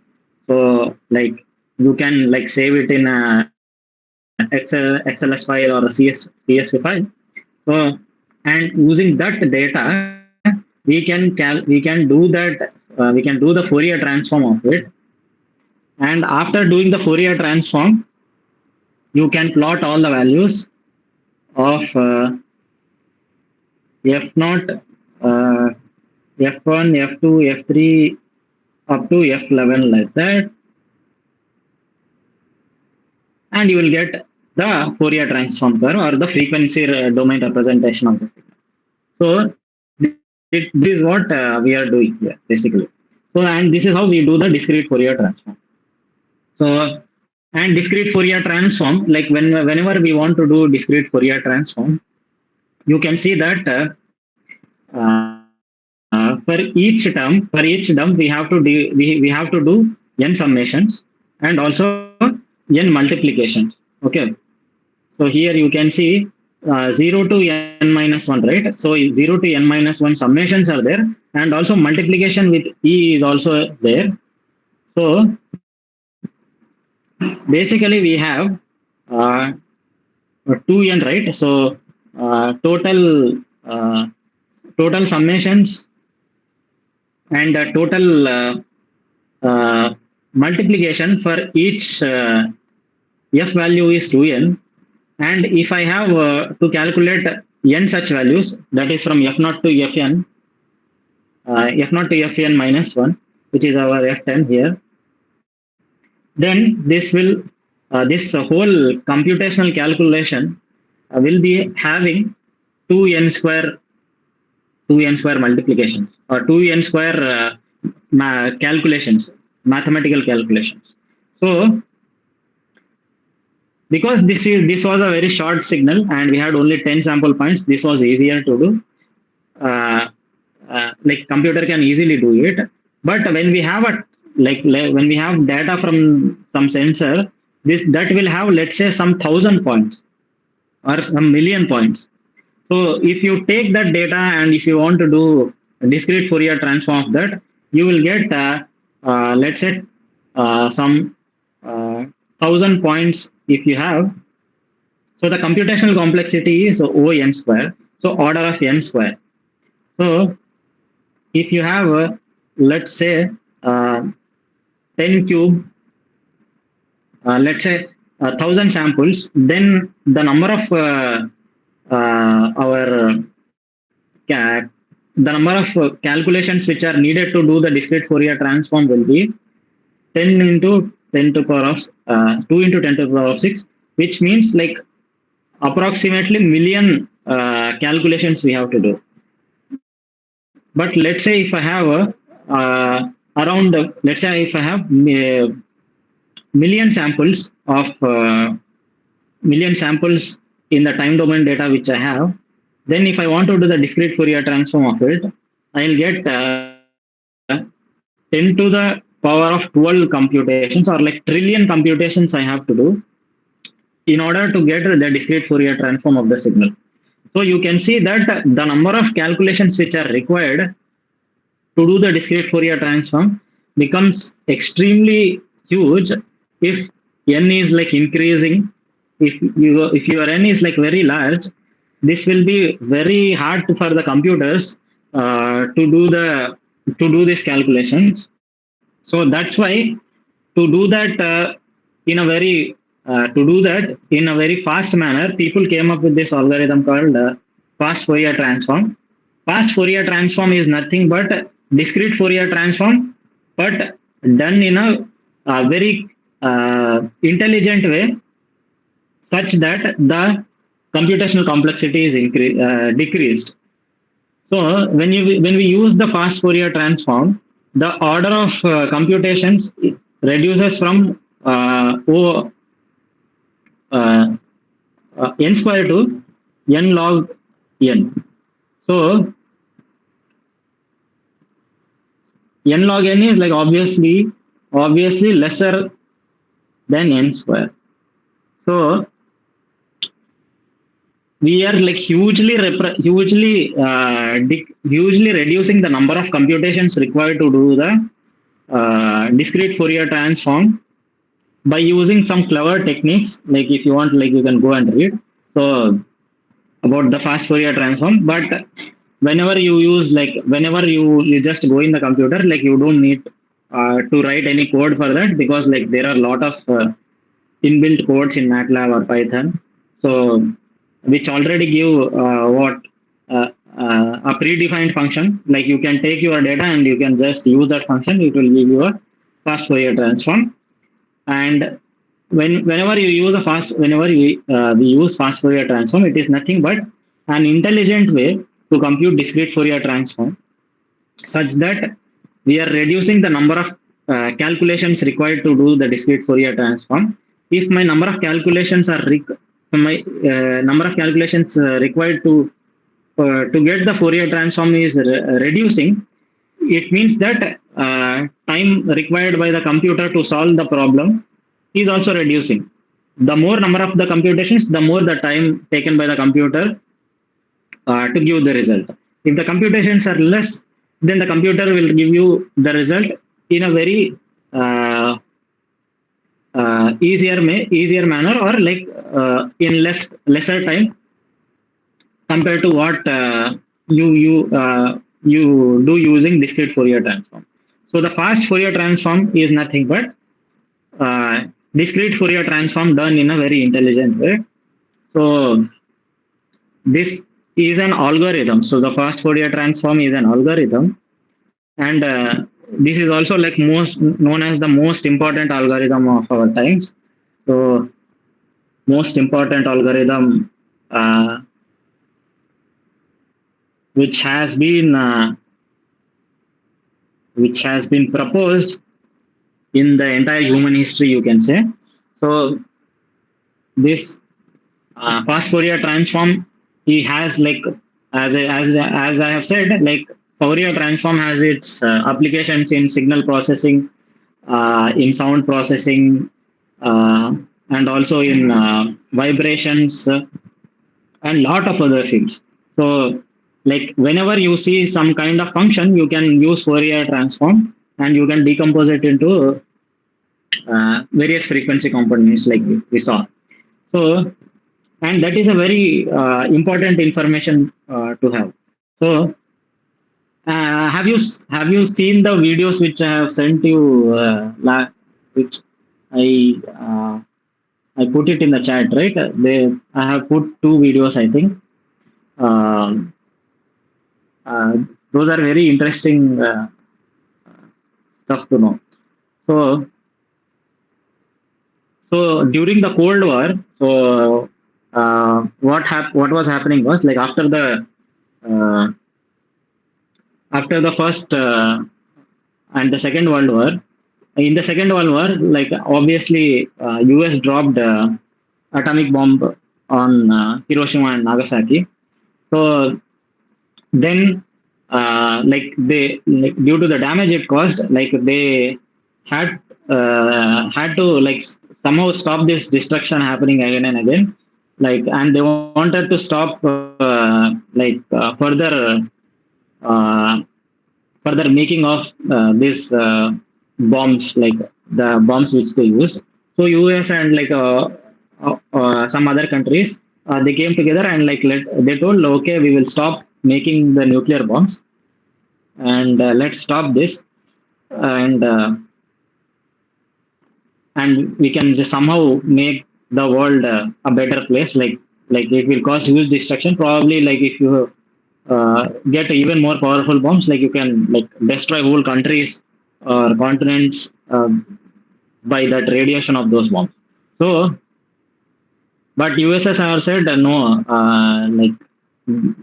America will say that they will decommission their bombs, but they won't say. But this is a trap they are laying. So they didn't agree to that. And after that, like they started building bombs. They started like making more and more bombs. The USA was also making, and also USSR was also making.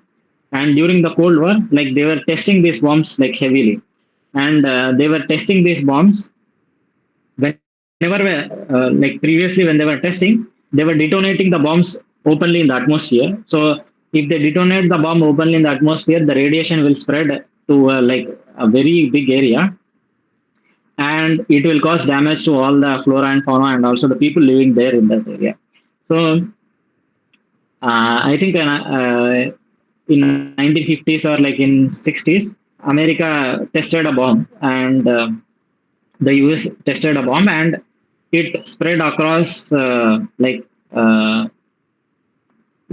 most of the American uh, uh,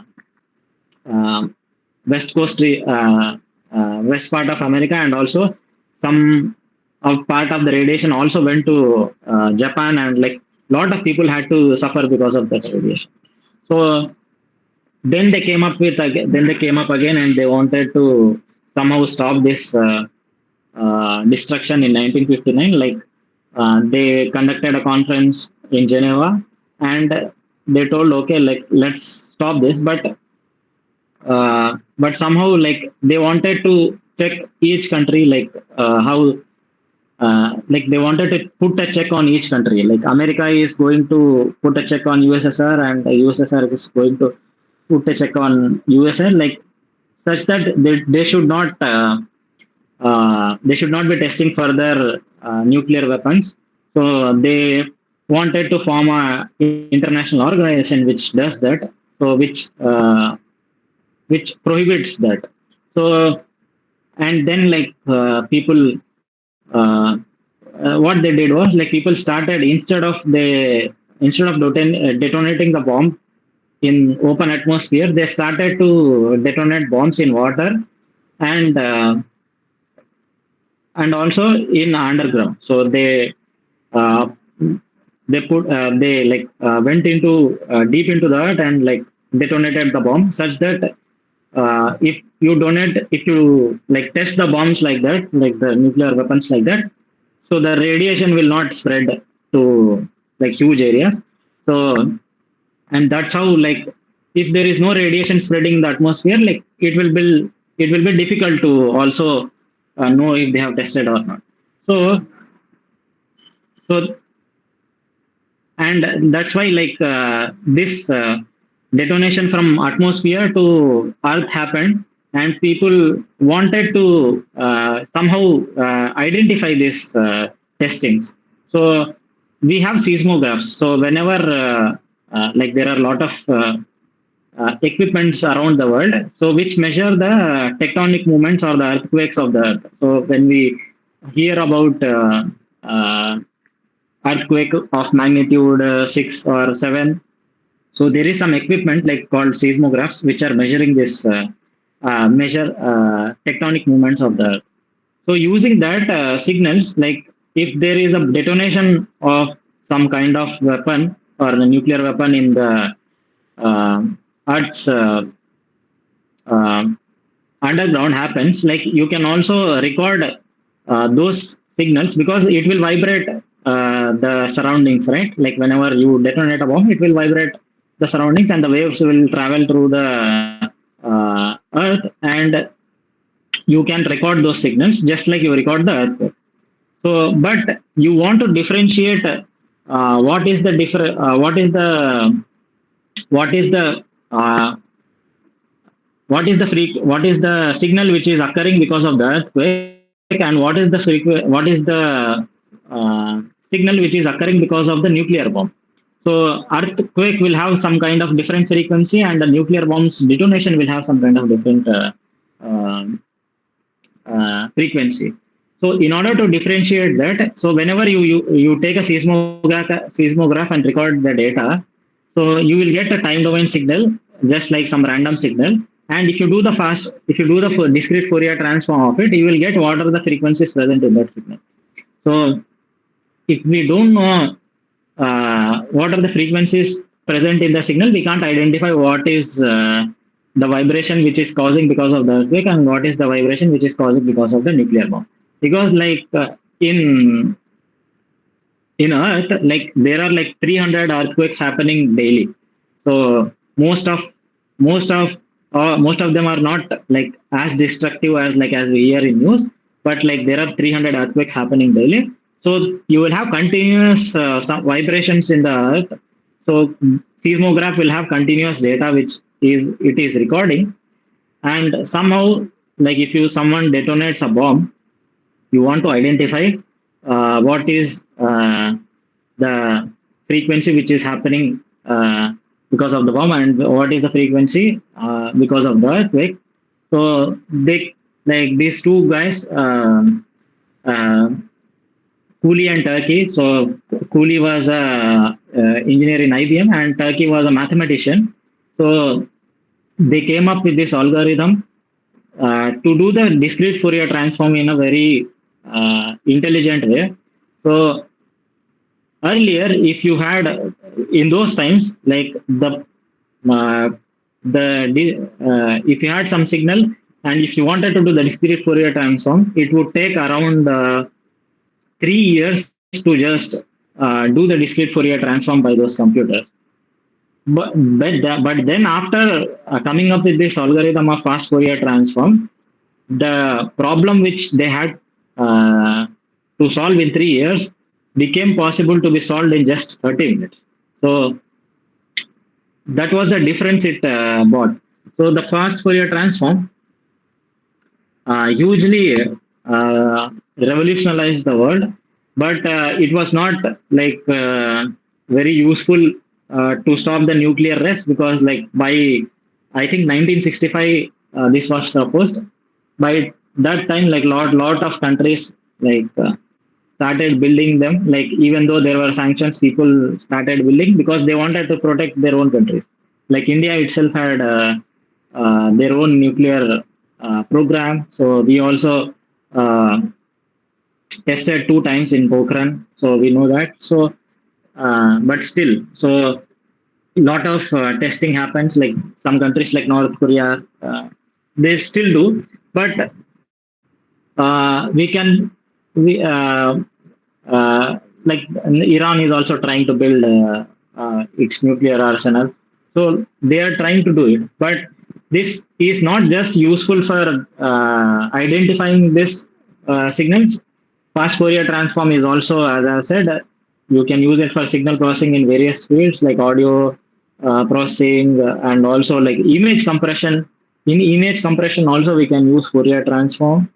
So like there are like huge applications which can be which are possible because of the Fourier transform. Like when you take an image and like you store it as a JPG, it is basically doing the fast Fourier transform and storing the data which you have in a compressed manner, uh, such that like no features are lost. Like if you click the image, you will see it clearly, but it is a compressed image, right? Like JPG is a compressed format. So but it is not as clear as the raw image which you take.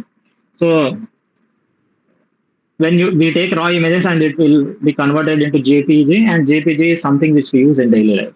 So a raw image will have a lot of data. So JPG will compress it. So and that can be used by using fast Fourier transform.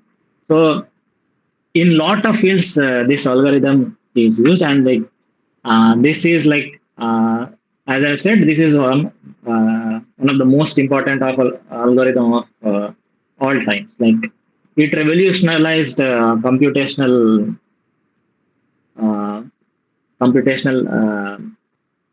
thinking like anything. So from that time, like it was used in like various fields, and like uh, it brought lot of applications along with it, and uh, made our lives much more efficient to do lot of things. So that's what uh,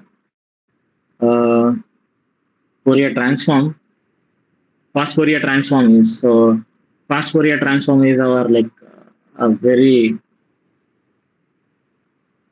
which is it is that thing which we will use like uh, in our daily lives daily, like without knowing, like you like something is like in our phones, in our calculators, in our mobile phones, or in our uh, systems. This is being used and we don't know about it. So this very important computational tool. So we have seen, so as I have said, so this is a Fourier transform. So this is a code for a Fourier transform. So this is a Fourier transform f of omega of a signal f of t, and this is the inverse Fourier transform. And if you put f of omega is equals to uh, whatever is there, then you can see that this is known as Fourier's integral theorem. Like you don't need to know it now, but yeah, this proves that any function f of t can be represented as a infinite sum of sine and cosine functions. Uh, so Fourier transform is again linking back to the Fourier series. So Fourier transform is nothing but some kind of modified representation of Fourier series for continuous domain. So if you have, let's say, a function like this, 1 by a and 0 otherwise, so this is the continuous Fourier transform of it, and this is the hat function. So this is the function which I have, and this is the time period of that function is -1 to 1. And if you draw the Fourier transform, like I'm just doing FFT here. So FFT. So whenever you use Python, so FFT is something which is present in NumPy library and also in libraries such as SciPy. So in NumPy library, this FFT function is already there. You don't need to do anything. You just take the np dot fft of the signal. So f of t is the sampled signal whichever we have. So the signal is sampled at 200 points from -1 to 1. This hat function is sampled at -1 to 1. And if you just plot the real, like Fourier transform will also give some imaginary part. So if you just plot the real part, you will get something like this. So this signal has a dominant frequency as 0. So, and this is the same, but like another representation of it. But yes, like you can see, there is a peak at 0. So this is just I'm just drawing the continuous Fourier transform. This is the continuous Fourier transform of the signal. I'm just drawing it. So, and if I take, most of the times we do is like whatever the FFT which we take, this is the FFT, right? So FFT which we take, we convert that into absolute form. So we take the absolute value of the complex values and we just plot them. So, and we will get some kind of signal like this. So similarly, if we have some function like Dirac delta function. So Dirac delta function. So this is the Dirac delta function. If you sample it, so at zero, this value is like near. It will become equal to infinity, but we are sampling it. That's why this value is 1 here. So if you plot this, if you take the Fourier transform of a Dirac delta function, you will get a constant value in the Fourier transform like this. So it means that all the frequencies are present. All the frequencies from -infinity to +infinity are present in the Dirac delta function. So this you can imagine as a very high impact load. So you just hit somebody and remove, like in a very short interval of time. So in that, when you look at the response, when you take the Fourier transform of it, it will have all the frequencies possible. Most of the frequencies will be present in that signal. So this is the direct delta function. If you have a Gaussian function like this is the Gaussian function. So, and if you take the Fourier transform of it, you will get zero. So zero is the dominant frequency present in that. So if you just narrow it down, if you take the standard deviation as 1 instead of 10, you can see that. So if you narrow this down, this will become wider. So we are narrowing this down, this will become wider. So for a direct delta function, this will become as wider as that. So that's why this was like a constant. So that's what these are some examples of Fourier transform by using, like, we are just using FFT here. So FFT is the function which is present in NumPy. We can directly use it. We don't need to write our own code. If you want to write your own code, that is even more good. Like that will give you an understanding. Like you can go and read about FFT and you can do it. So, but the understanding of FFT is like a very good, interesting thing to have. That was explained in the class to an extent, but you need to do it on your own. Then only you can write your own code. So there are a lot of other things, as I have said, like uh, if you have a Fourier transform, so convolution is something like this. So if you have a if you have multiplication of two functions and integration of that, if you want to do this in time domain, it will become like extremely expensive to do this. First, you have to multiply two functions and do the integration. It will become extremely expensive to do in computers. But if you convert this into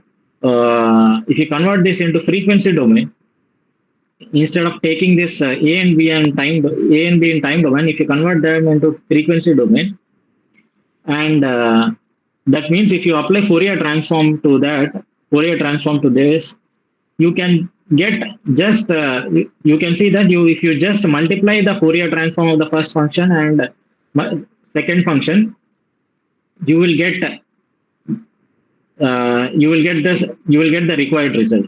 So you multiply the first Fourier transform of first signal and second signal, and then you use discrete Fourier transform again, you will get the required signal. So you don't need to integrate, multiply, all those things.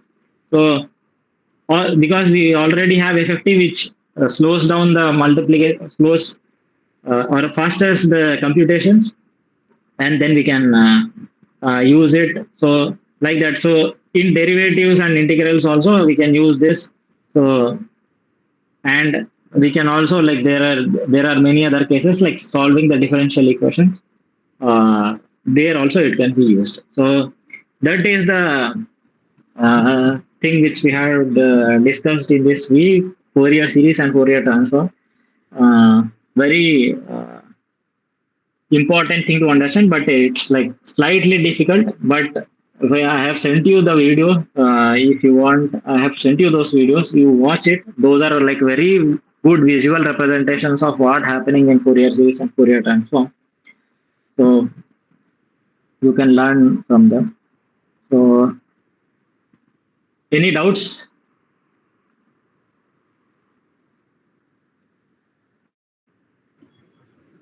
No, it's fine. Have you watched those videos, Shashida? No, I have not watched, but I've saved the link. I'll watch it. Okay. Been busy with doing assignments only. Okay. But you watch it, like those videos are very nice, like with all like story and visuals. You can get Fourier series also. Like there are a lot of very visually appealing videos, because these things are like difficult to understand just by writing on board, or like if you have some animations, you can explain them better. So, and they have done a very good job to explain that. So that's why I shared them. So Yeah, I'll watch it surely. yeah. Uh, what do you do, Shashikara? You work? I'm a scientist at ISRO, Oh, nice. Nice. Bangalore, URSC, Bangalore. Oh, okay, okay, okay. Nice to hear. I'm working Uh, in a structures group here. okay, so you are a civil engineer, No, mechanical, spacecraft structures. mechanical, spacecraft systems. Okay, okay. Yeah.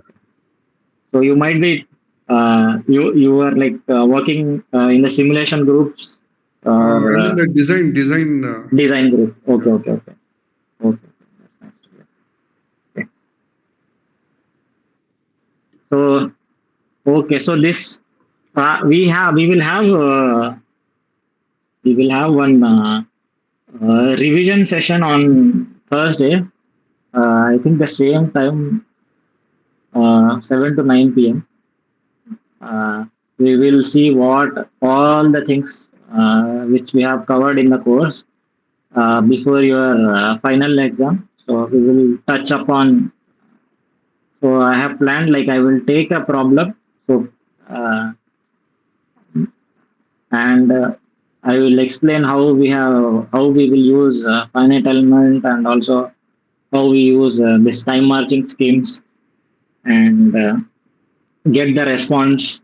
Like let's say some load is applied on the structure, so we'll try to figure out that. So and by doing that, we will cover everything which has been covered from first uh, starting of the course to the end of the course in 12 weeks. Like this has been a very extensive course. As you have seen, like there are a lot of things. If somebody teaches this course offline, like they can divide it into probably two courses. So that much of content is there in this course, and it's like very mentally challenging one to understand everything